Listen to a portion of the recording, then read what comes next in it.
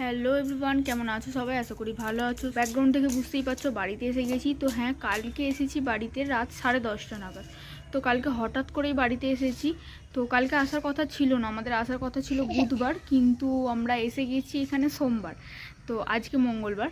তো জানোই কোথাও থেকে বাড়িতে আসলে তো ঘর থর গোছানো, তারপর কাচাকুচি, এই সমস্ত মিলেমিশে সকাল থেকে আর ভিডিওটা শুরু করতে পারিনি। এখন বুঝতেই পারছো সন্ধ্যের টাইম। তো এখন বাইরেটা বসে আছি, ভাবলাম একটু তোমাদের সাথে কথা বলি।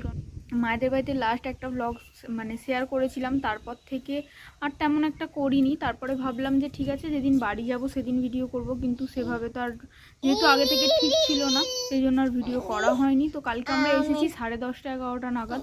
তো অতটা রাত্রে বুঝতেই পারছো, এসেই ঘুম, আর সকাল থেকে ওঠা থেকে মানে পুরো নিঃশ্বাস বন্ধ করে কাজ হয়েছে সমস্তটা। আর সেই কারণে আর ভিডিওটা শুরু করা হয়নি। এখন একটু বসে আছি, এরপর যাব ওপরে, কারণ সমস্ত কাঁচ টাঁচ সব লাগানো হয়ে গেছে। তো ওপরে যাব আমি, এখনও পর্যন্ত কাল থেকে আসা থেকে যাইনি। তো আমিও দেখবো, তোমাদের সাথেও শেয়ার করব। আর সোনাইকে খাইয়ে দাইয়ে দিয়েছি, এখনও আমার কাছে বসে আছে। আর পাপা গেছে চপ কিনতে। মায়েদের বাড়িতে আমি চপ খেয়েছি, তো এই যে ঠাকুমার দোকানের চপটা আমি অনেক দিন খাইনি। তো সেই কারণে শুভেন্দুকে বললাম ঠিক আছে তুমি আজ চপই নিয়ে আসবো। বলেছিল চাউমিন টাউমিন যাও কিনে নিয়ে আসবে। আমি বললাম যে না, চপটাই নিয়ে আসো, যেহেতু অনেক দিন খাইনি। তো সেই কারণে ও গেছে চপ কিনতে, আর আমরা একটু বাইরেটা বসে আছি। যখন উপরে যাবো আবার তোমাদের সাথে কথা বলবো। তো বিকেলবেলা এখানে বসে আছি, সোনাই খেলছে, সেগুলোই দেখছি। কিন্তু মনটা একদমই ভালো লাগছে না, কারণ অনেক দিন যেহেতু ওখানে ছিলাম। আর দেখবে বাবার বাড়ি থেকে বাড়ি আসার কষ্টটা একদমই অন্য রকমের।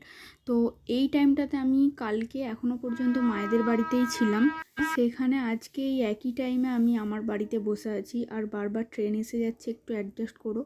তো যাই হোক, মনটা না এইবার একটু বেশি খারাপ লাগছিল। কালকে পর্যন্ত আমি সেখানে বসে বসে ভাবছিলাম যে কাল বাড়িতে গিয়ে আমি কিভাবে থাকবো, মানে সোনাইকে কি করে কি সমস্তটা সামলাবো। যেহেতু মা এতদিন সোনাইয়ের সমস্ত কাজ, শুধু সোনাইয়ের না আমারও চুল বেঁধে দেওয়া বলো, কিছু কিছু টাইমে খাইয়ে দেওয়া বলো, আর সোনাইয়ের তো কোনো কাজই আমাকে করতে হয়নি ওখানে থাকাকালীন।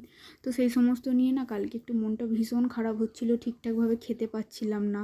তারপর মায়ের শরীরটাও তেমন একটা ভালো নয়। আবার হঠাৎ করেই যেহেতু বাড়ি চলে এলাম, আমাদের আসার কথা ছিল বুধবার, তোমাদের প্রথমেই বললাম। তো সোনাইয়ের মঙ্গলবার দিনে পোলিও খাওয়ার কথা ছিল, মানে আজকে যে আমি বাড়িতে বসে আছি, আজকে সকালে সোনাইয়ের পোলিও খাওয়ানো হয়ে গেছে। তো পোলিওটার জন্যই আরোই আমি তাড়াতাড়ি করে চলে আসলাম। তারপর শুভেন্দুও বলল যে না ঠিক আছে চলো। তো আমিও ভাবলাম যত দিন এখানে থাকবো বেশি, তত বেশি মনটা খারাপ হবে। আর আমি বাড়ি আসলাম প্রায় 13 দিনের মাথা, কেন জানি না এইবার মনটা একটু বেশি খারাপ হচ্ছিল। তো প্রত্যেকবার ঘর আসার টাইমে মা এমন কান্না করে না, মনটা আরও খারাপ হয়ে যায়। তো আমি মায়ের সামনে তো নিজেকে কোনো রকমে সামলে বেরিয়ে আসি। তারপর এবারে বিশেষ করে মায়েদের গলি থেকে বেরিয়ে আমি প্রচুর কেঁদেছি, মানে গোটা রাস্তাতেই বলতে পারো কেঁদে কেঁদে চোখ মুছতে মুছতে বাড়ি এসেছি। আর ভাবছিলাম যে আবার কবে কি ওকেশান আসবে, তারপর আমি ওখানে গিয়ে থাকতে পারবো। এই যা বাড়ি যাচ্ছে এখন তো আর বেরোতেই পারবো না, এই সমস্ত ভেবে ভেবে একটু বেশি কষ্ট হচ্ছিল। আর আমি যেহেতু এমনি টাইমে তেমন একটা যাই না, আর গেলেও সঙ্গে সঙ্গে ঘুরে চলে আসি, থাকি না।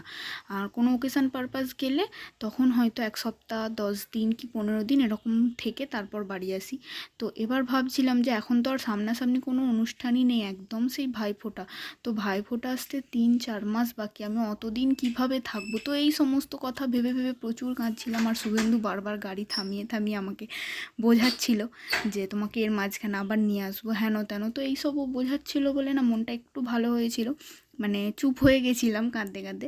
তারপর ঠিক যখন আবার আমার শ্বশুরবাড়ির গলিতে ঢুকলাম, তখন আবারও মনটা আরও খারাপ হয়ে গেল যে আমি সত্যি বাড়ি চলে আসলাম, আবারও কবে যাব না যাব, কিভাবে দিনগুলো কাটাবো। তো এই সমস্ত ভেবে ভেবে সারা রাতটাই বলতে পারো আমার ওরকমভাবে কেটেছে। আর রাত্রিবেলা মনটা বেশি খারাপ হচ্ছিল, তার কারণে এতদিন আমি মায়ের সাথে ঘুমিয়েছিলাম।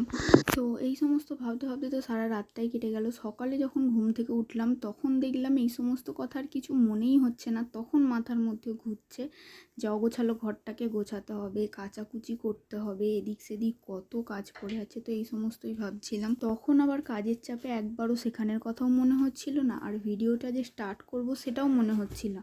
তো কাজ ফাজ সমস্ত হয়ে যাওয়ার পর বিকেলবেলা যখন চুপচাপ বসেছিলাম, তখন ভীষণভাবে মনটা খারাপ হচ্ছিল। তো যাই হোক চলো, অনেক কথা তোমাদের সাথে শেয়ার করলাম। আসলে কষ্টটা এবারে যেন আমার একটু বেশিই হচ্ছিল। তো যাই হোক, কি আর করা যাবে বলো, এটাই মেয়েদের জীবন। রাত পর্যন্ত যেখানে অতটা মন খারাপ হচ্ছিল, সেখানে সকাল হতে না হতেই সমস্তটা ভুলে গেছি। তো এখন থেকে সোনাইয়ের কাজও আমাকে করতে হবে, আমার কাজও আমাকে করতে হবে। কি আর করা যাবে। তো চলো এবার একটু ভিডিওতে ফেরা যাক। তো এখন দেখতে পাচ্ছ আমরা ছাদে এসেছি, দোতলাতেও তোমাদেরকে সমস্তটা দেখালাম যে স্লাইডিংগুলো সব বসে গেছে। কেমন লাগছে অবশ্যই কমেন্ট করো, আমার তো দারুণ লাগছে। আমি কিন্তু দেখেই গেছিলাম ফ্রেমগুলো বসে গেছিলো, কিন্তু যেহেতু আমি না থাকাই কাঁচগুলো বসেছে না, যেন পুরো অন্যরকম লাগছে, মনে হচ্ছে সবটাই নতুন নতুন। নতুন লাগবে নাই বা কেন বলো, ছাদটা তোমাদের দেখালাম কীরকম পরিষ্কার হয়ে গেছে, ছাদটার যা অবস্থা ছিল। তো ছাদ পরিষ্কার হয়ে গেছে। দোতলায় যে ঘরের মধ্যে সমস্ত নোংরাগুলো ছিল সাদা সাদা ধুলোর মতো, সেগুলোকে কেউ পরিষ্কার করেছে, বোধহয় লোক দিয়েই করা হয়েছে। তো যাই হোক, সেই জন্যই একটু বেশিই সব চকচকে মতো লাগছে।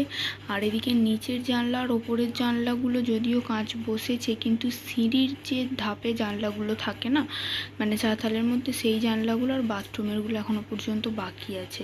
তো ওই জানলাগুলো হবে হয়তো। তো যাই হোক, কবে হয় দেখা যাক। এখনও রেলিংটা বসেনি, শুধুমাত্র ওই জানলাগুলোই হয়েছে। আর এদিকে নিচে এসে আমার চপ টপ খেয়ে মুড়ি ঠুড়ি মাখানো হয়ে গেল। তো চলো ঝটপট টিফিনটা করে নিই, তারপর তোমাদের সাথে আবার কথা হচ্ছে। 2000 years later. এই যেখানে রাতে রান্না বসে গেছে, এখানে হচ্ছে ভাত, আলু সেদ্ধ, টমেটো সেদ্ধ, আর এখানে অল্প একটু ডাল বসিয়েছি, এটা সোনাই খাবে আর আমরাও খাবো। তো সবে মাত্র বসিয়েছি, দেখতে পাচ্ছি এখনও কোনোটাই ফুটে ওঠেনি। আর আজকে দুপুরে হয়েছিল এই যে পটল আলু চিংড়ি মাছ দিয়ে তরকারি, আর হয়েছিল এই যে মাছের ঝাল। তো মাছের ঝাল অনেকটাই আছে, তো ডিম সেদ্ধ দেওয়া হবে আর ডাল ভাত। তো রান্নাটা ঝটপট বসিয়ে দিয়েছি, রান্নাটা হয়ে গেলে তারপর আলমারি গোছাবো, কারণ যা বার করে নিয়ে গেছিলাম সেগুলো তো আবার ঢোকাতে হবে। তো ভাবলাম আগে রান্নাটা করে নিই, নয়তো ওদিকে অনেকটা সময় লাগবে। তো রান্নাবান্না হলে ওদিকে কাজে তারপর লাগবো। রান্নাবান্না কমপ্লিট করে এদিকে আমার ব্যাগপত্র সমস্তটা খালি করে গোছানো হয়ে গেছে। দেখবে কোথাও যাওয়ার সময় যতটা আনন্দ করে 2-3টে ব্যাগ গুছিয়ে নিয়ে চলে যায়, বাড়ি আসার পর সেগুলো কেচে গোছাতে ততটাই বোরিং আর বিরক্তিকর লাগে। তো আমারও সেই হাল হয়েছে দেখো। তো জামাকাপড় গুছিয়ে এতটাই হাঁপিয়ে গেছি যে কানের পরতে ভুলে গেছি। হট করে তোমার সাথে কথা বলতে বলতে কানের কথাটা মনে পড়লো, তো তারপর শুভেন্দু যে আমাকে কানেরটা পরিয়ে দিল। আর সোনাই যেহেতু কানেরটা নিয়ে নিয়েছিল বের করার পর, ও এসেছে আমার কান থেকে কানেরটা খুলে নেওয়ার জন্য। তো যেহেতু আমি খুলতে দিচ্ছি না, তো ও পারবেও না খুলতে, সেই কারণে দেখো আমার কোলে কেমন ধস্তাধস্তি করছে। আর এদিকে দেখতে পাচ্ছ সমস্ত জানলার পর্দাগুলো আর সব খুলেছি কালকে কাছাকাছি করবো বলে। আর পর্দা টর্দা খুলতে গিয়ে না হঠাৎ করে যেন মনে হলো মাথাটা কেমন ঘোরাচ্ছে, তো যার কারণে শুভেন্দু আমাকে গরম জল করে দিচ্ছে, বলছে হয়তো অ্যাসিডিটি থেকে হতে পারে, তুমি একটু গরম জল খাও। যার জন্য আমি একটু গরম জল খাচ্ছি। তো চলো আজকে ভিডিও এখানেই এন্ড করছি। জানি আজকে ভিডিওটা একটু ছোট হয়ে গেছে, দেখা হচ্ছে পরের কোনো ভিডিওতে। ততক্ষণ পর্যন্ত ভালো থেকো, সুস্থ থেকো, টাটা সবাইকে।